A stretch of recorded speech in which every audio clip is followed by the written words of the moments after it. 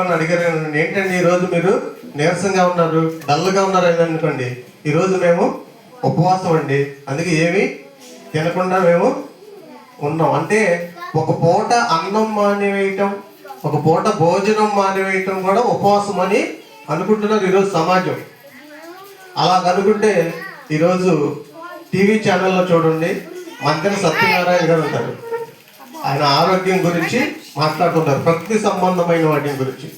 ఏదైనా వారంలో ఒకరోజు మీరు ఉపవాసం ఉండండి, మీ ఆరోగ్యానికి మంచిది అని చెప్తుంటారు. అలాగే చాలామంది ఉన్నారు అలాంటి వాళ్ళు. అంటే బైబిల్ గ్రంథంలోనే అంటే ఒక రోజు కేటాయించుకొని ఒక పూట అన్నం వేయటం ఉపవాసం అంటారా? అది దేవునికి ఇష్టం అంటారా? మనుషులు పెట్టిన పారంపర్యాచరణ అంటారా? అది సంఘాల్లో ఉన్న బోధకులు కూడా అంటే మన బలహీనతలను, ఎవరైతే విశ్వాసులు ఉంటారో మన బలహీనత ఉంటాయి కదండి.